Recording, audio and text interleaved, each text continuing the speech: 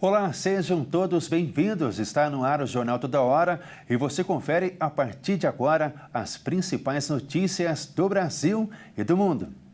Inicio falando da morte do ex-presidente dos Estados Unidos, Jimmy Carter. A informação foi confirmada pela imprensa americana. Carter estava com 100 anos de idade. Jimmy Carter, que foi presidente dos Estados Unidos entre 1977 e 1981 e ganhou um prêmio Nobel da Paz, morreu neste domingo aos 100 anos de idade, informaram veículos de imprensa americanos. Carter morreu neste domingo à tarde em sua casa em Plains, no estado da Geórgia, de acordo com o The Washington Post e Atlanta Journal-Constitution, que citaram seu filho Chip. O ex-presidente passou quase 2 anos em cuidados paliativos. Subiu para 11 o número de mortos em queda da ponte entre Tocantins e Maranhão. Segundo a Marinha, das 17 vítimas, 9 corpos foram resgatados e 2 localizados, e 6 pessoas seguem desaparecidas. A Marinha anunciou nesta sexta-feira que pessoas seguem desaparecidas após a viga central da ponte Juscelino Kubitschek de Oliveira, que liga os 2 estados, ter caído no último domingo, ainda sem causas conhecidas. O balanço de quinta-feira registrava 8 mortos e 9 desaparecidos após o colapso da estrutura, construída nos anos 1960 e que tem cerca de 500 metros de comprimento. Mais de 70 socorristas continuam as buscas pelos desaparecidos, utilizando inclusive uma câmara hiperbárica para realizar mergulhos em profundidades superiores a 30 metros. As autoridades alertaram para o risco de contaminação devido à queda de 3 caminhões no rio, que transportavam 22 mil litros de pesticidas e 76 toneladas de ácido sulfúrico, um produto químico corrosivo. Um porta-voz do Corpo de Bombeiros informou que os tanques desses caminhões permaneceram intactos após a queda. Um supervisor da Secretaria de Meio Ambiente do Estado do Maranhão afirmou em entrevista à TV Globo que o risco de contaminação e impacto ao meio ambiente é baixo, descartando o pior cenário de um vazamento de ácido sulfúrico.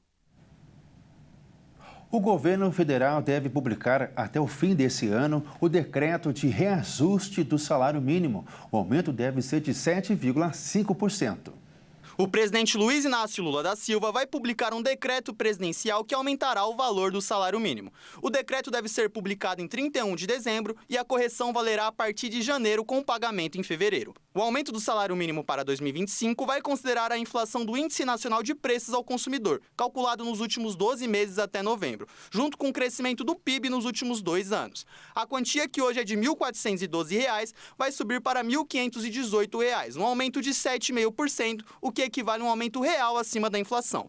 Contudo, o valor está R$ 10 menor em relação à estimativa anterior, com um aumento apenas de 2,5% ao invés de 3,2% da regra anterior.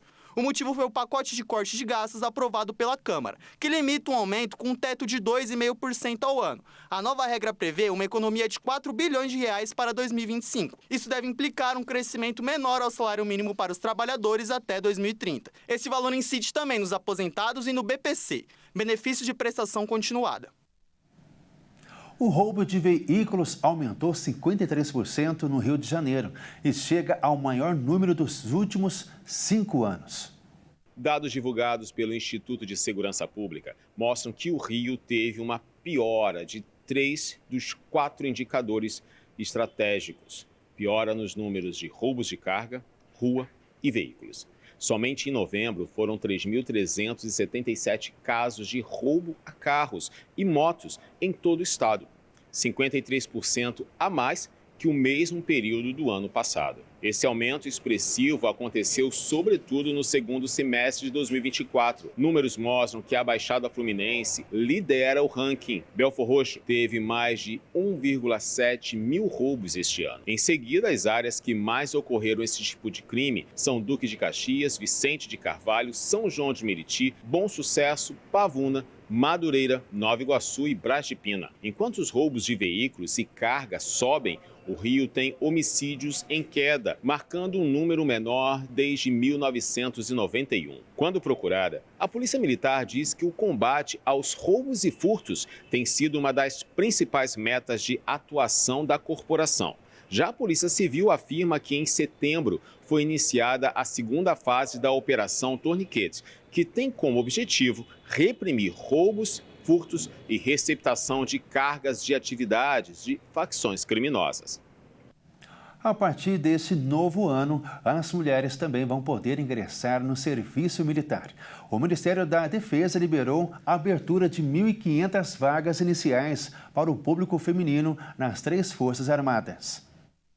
As mulheres vão poder escolher entre Exército, Marinha e Aeronáutica, a depender da aptidão e das vagas.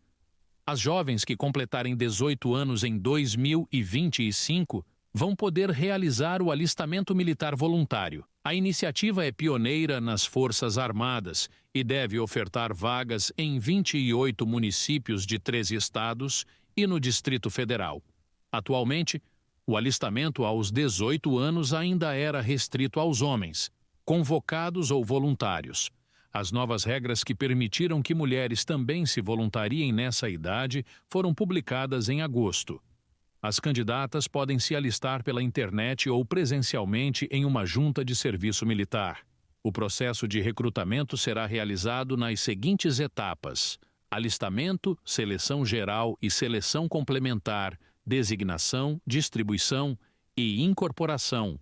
As incorporadas devem cumprir 12 meses de serviço militar, que pode ser prorrogado até 8 anos, se houver interesse do comando e da própria militar.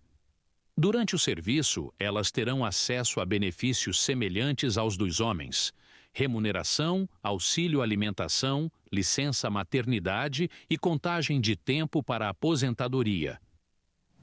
O Jornal Toda Hora fica por aqui. Você confere outras notícias às 11 horas. Te espero. Tchau!